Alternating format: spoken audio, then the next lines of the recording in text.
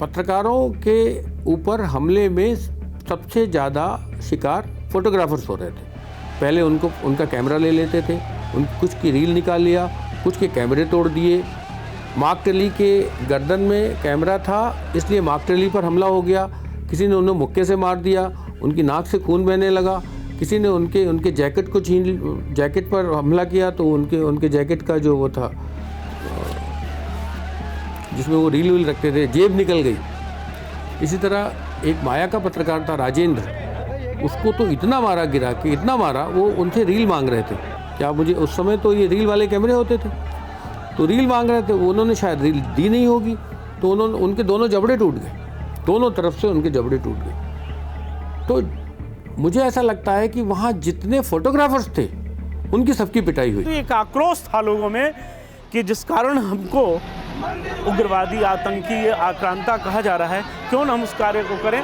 और ये जो लोग कैमरा चमका रहे थे, उनके कैमरों को कुछ लोगों ने तोड़ा। वो कौन लोग थे मैं उनको तो नहीं जानता। मेरा तो अभिप्राय केवल और केवल राम मंदिर को मुक्त कराना था। जैसे विश्व न्यूज़ के मुझे याद पड़ता है रमेश जी थे, उनको हेड इंजरी हुई थी और तब यहाँ पे अस्पताल वगैरह में भी उतने संसाधन वगैरह नहीं थे, तो उनको तुरंत ही यहाँ पे लाके फर्स्ट एड वगैरह होटल में देके, हमारे डॉक्टर आनंद साहब हुआ करते थे, वो इत्तेफाक से हम लोग को मिल गए, तो उनको हम लोग लेके आए। उन्होंने बेचारों ने फर्स्ट एड की यहाँ पे, फिर उनको यहाँ से भेजा गया लखनऊ से फ्लाइट पकड़ के दिल्ली पहुँचे। वो हर आदमी कुछ करने को, मरने मारने को तैयार था वहाँ पे, हर आदमी मरने मारने को तैयार था। ऐसा लग रहा था कि आप किसी को रोकेंगे तो आपकी जान ले लेगा। हमारे लोग बात नहीं मान रहे थे ना, तो सब ऊपर चढ़ करके फोटो खिंचाना चाहते थे। काम हो गया, काम हो गया, काम हो गया। जब कार सेवकों ने अपना तांडव शुरू किया है तो ये नेता भी भागने का रास्ता ढूंढ रहे थे। मैंने जो देखा कि कार सेवकों को उनका आधार ध्वस्त करने में, गिराने में कुछ ज़्यादा मुश्किल नहीं पड़ी, क्योंकि चूना था, मिट्टी थी, लाल मोरंग था और इस तरह के सामान से उनके खंभे बने हुए थे। उसकी दीवारें बहुत जर्जर थी चारों तरफ की, तो उन दीवारों से ईंटें निकालने लगे ताकि ईंट निकाल के वो दीवार निकाल दे और वो गुंबद नीचे आ जाए। नीचे के काम करने वाले वो लोग थे जो खेत खलिहान में काम करने वाले लोग थे, उनको अनुभव था। नीचे से उन्होंने उससे सब्बल से उन्होंने जैसे नींव हिलाई जाती है तो 1 फीट ऊंचे से उसको तोड़ना शुरू किया। इस तरह चारों ओर से तोड़ना शुरू किया गया।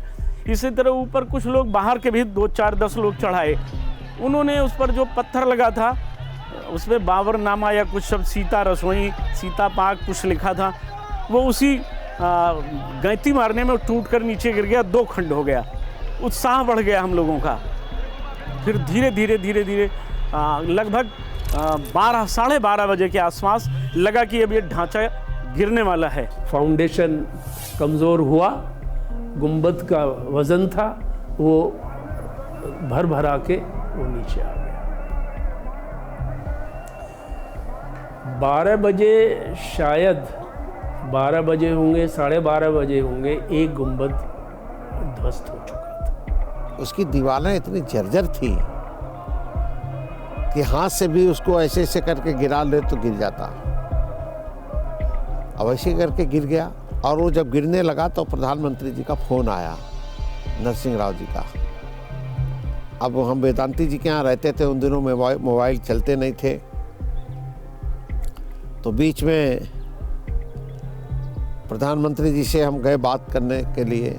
ये जानकारी नरसिम्हा राव को भी थी कि ढांचा गिरेगा, जैसा कि उन्होंने लिखा है, और वो चाहते भी थे कि ढांचा गिर जाए। और नरसिंह राव अच्छे आदमी थे, बढ़िया थे, वो कट्टर हिंदूवादी थे।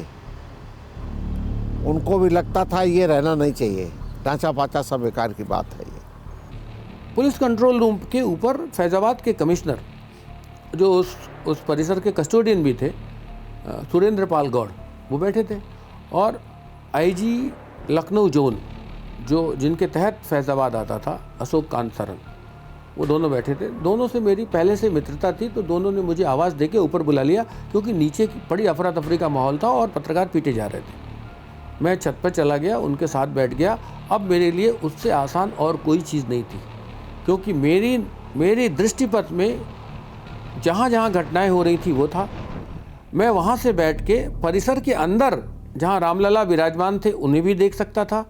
और सबसे बड़ी बात थी कि लखनऊ और दिल्ली से जो इंस्ट्रक्शंस आ रहे थे वो उसी कंट्रोल रूम में आ रहे थे। जब जिला प्रशासन ने कार सेवकों का ये रवैया देखा कि वो किसी तरह से भी स्थानीय पुलिस फोर्स के नियंत्रण में नहीं आ रहे हैं, तो उन्होंने केंद्रीय बलों के कमांडर जो पीएस मलिक थे, सीआरपी के डीआईजी थे, जो लिएज़ों कर रहे थे केंद्रीय बलों में और ज़िला प्रशासन में, उनसे कहा कि भाई आप, हम चाहेंगे अब आपका केंद्रीय बल हमारी मदद के लिए आए। यही बात हो रही थी कि किस प्रकार से इसको रोका जाए, यही बात हो रही थी।